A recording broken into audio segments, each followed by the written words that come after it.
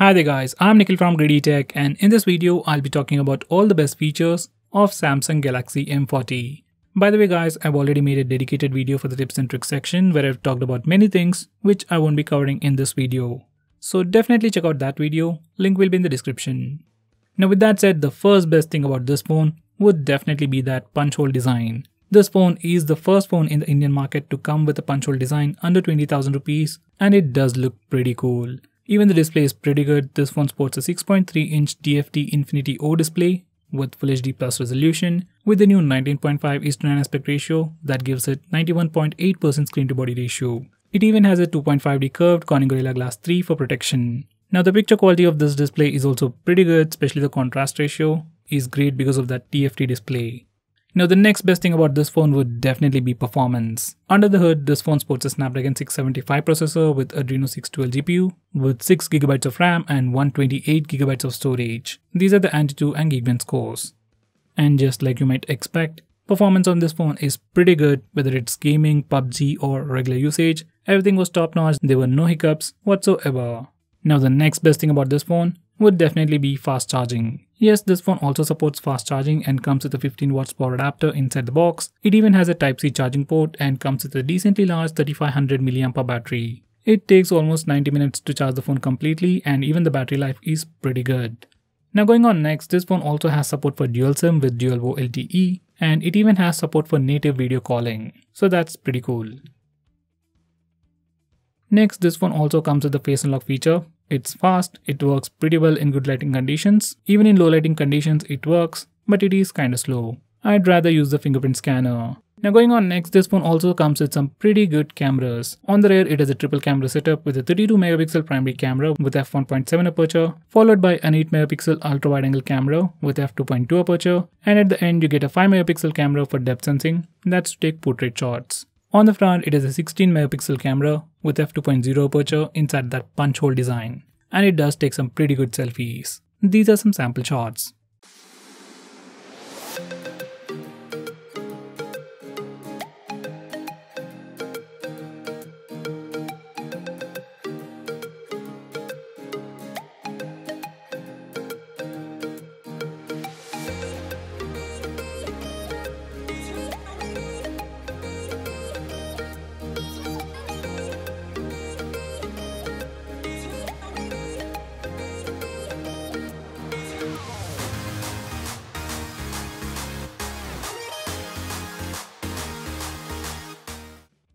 Now going on next, on the rear this phone has a triple camera setup, and among them, you get an 8 megapixel ultra wide angle camera with f2.2 aperture.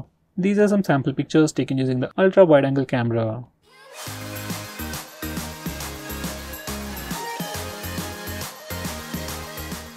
Next we have live focus mode. This is another fancy name for rear camera portrait mode on Samsung phones. Unlike on other phones, on this phone, you can actually change the amount of background blur effect you want before taking a picture, and even after taking a picture, you can change the background blur effect. Very few phones offer this feature. Next we have portrait backdrop. Now once you take a portrait shot of a single person with sufficient depth, using this feature, we can change the background to different textures. We can set it to crystal, pixel, time slice or crumbled, and many more. By the way guys, this feature doesn't work on all the portrait shots, there needs to be some conditions that need to be met. Next we have portrait dolly. Now once you take a portrait shot of a single person with sufficient depth, using this feature, we can make the background move forward or backward, giving you a moving picture like effect. You can save this as a GIF or a video. Next we have spinning background. Now just like the name suggests, it will give you a spinning effect in the background of a portrait shot. You can also edit the intensity of the spin using the slider below. Next we have zoom background. Just like the spin effect, using this feature, you get a zoom effect. And once again you can change the intensity using the slider below.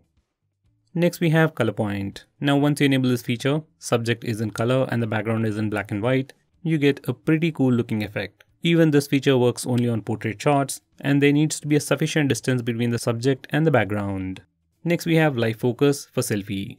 Now this is another fancy name by Samsung for portrait selfie. Using this feature you can take portrait selfies, and on this phone, you can also change the amount of background blur effect you want before taking a picture. These are some sample shots.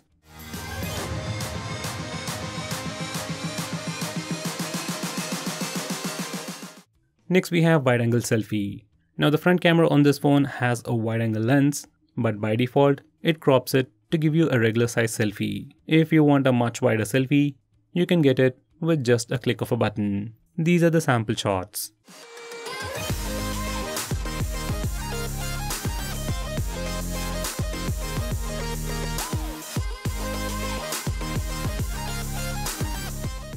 Next we have AR emoji, which is Samsung's version of Apple's Animoji. First you need to create AR emoji by taking a picture of yourself.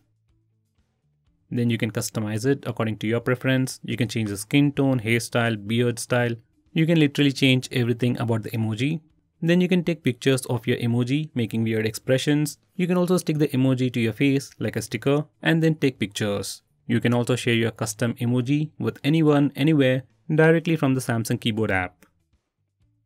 Next we have AR stickers. Using this feature, you can put different kind of stickers to your face in real time and then take pictures with it. It's a pretty cool feature and the amount of stickers you have depends on the phone you're using.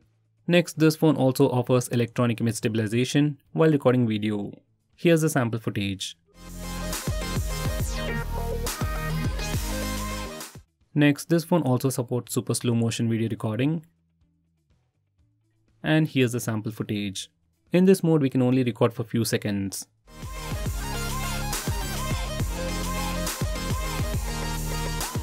We can also edit the super slow motion to make it look even better. Next, we have slow motion video recording, where we have more control over the duration. Once you're done recording, you can also edit the slow-mo video according to your preference. Next, we have HYPERLAPSE, which is just a Samsung name for time-lapse. Here's the sample footage.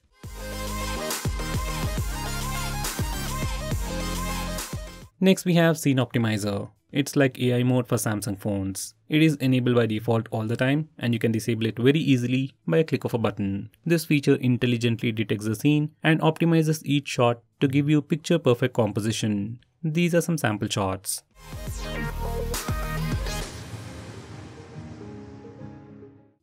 Now going on next, you also get an NFC on this phone, which can be really useful for pairing new Bluetooth devices and simply connecting to them faster. It's not a big deal, but very few phones offer it and that makes it a big deal.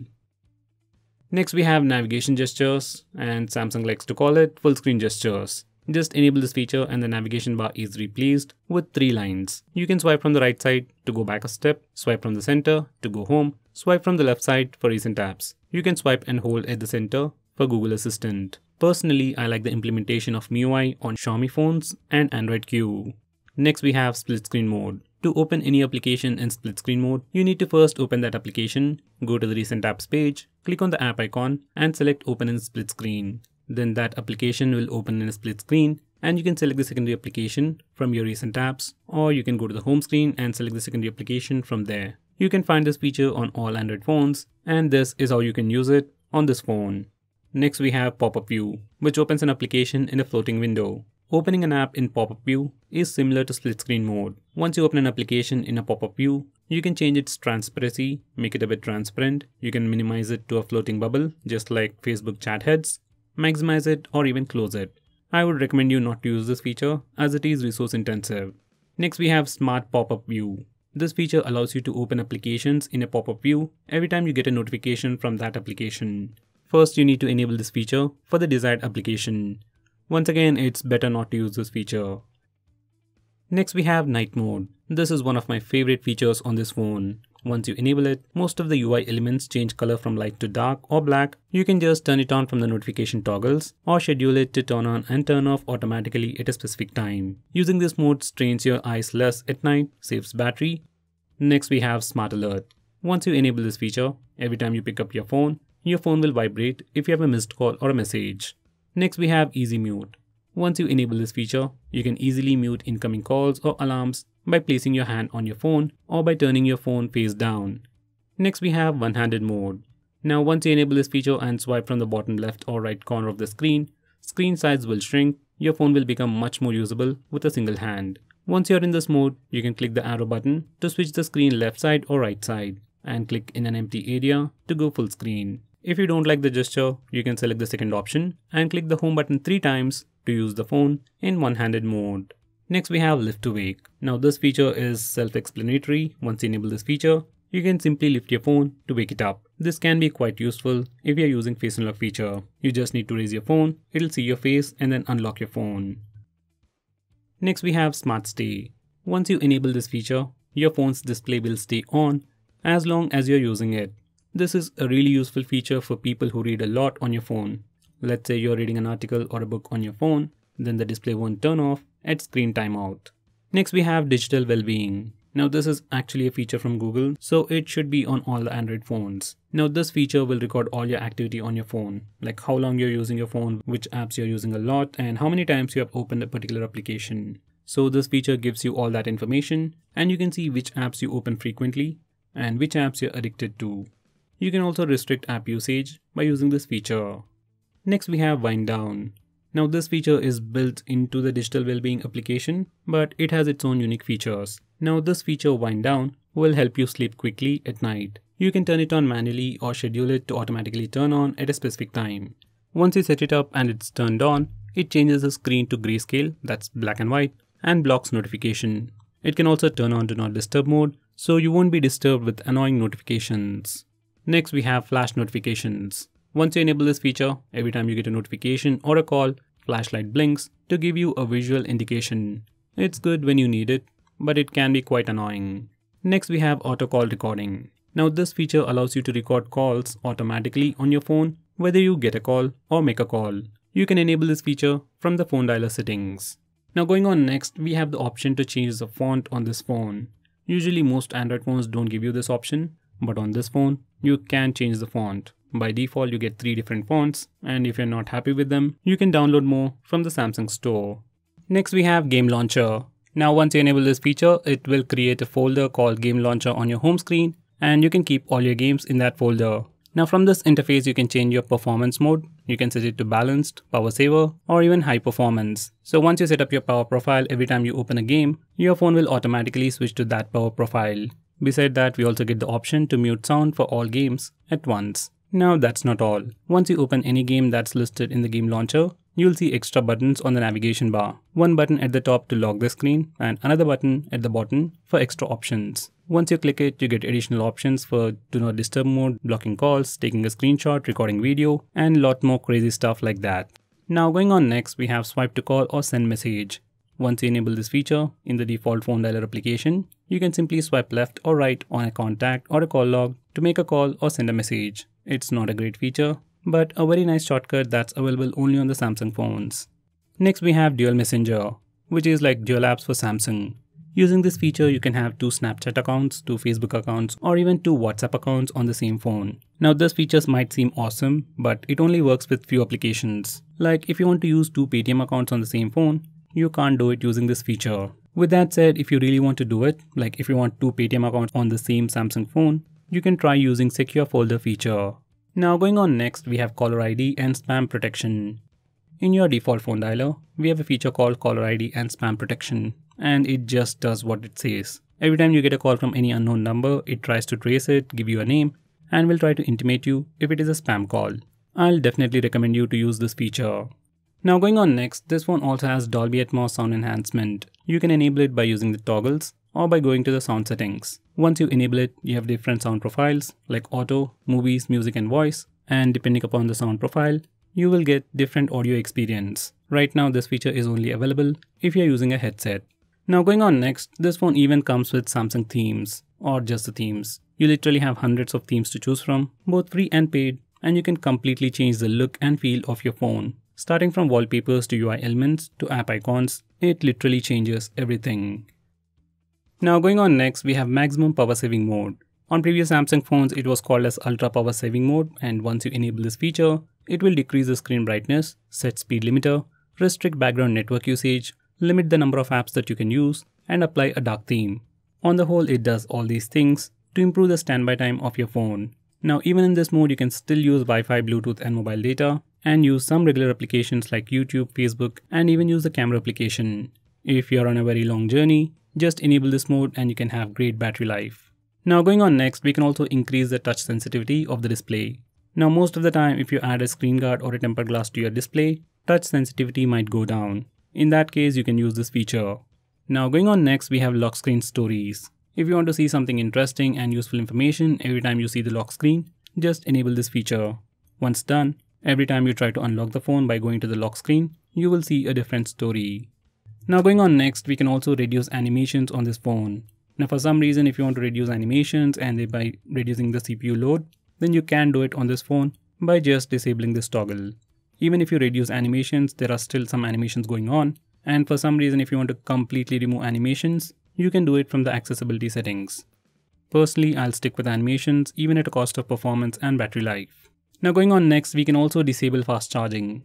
Now this phone, as you might have already known, comes with fast charging, supports fast charging, and comes with a fast charger inside the box. But for some reason, maybe for a prank or something else, if you want to disable fast charging, you can do it from the battery settings.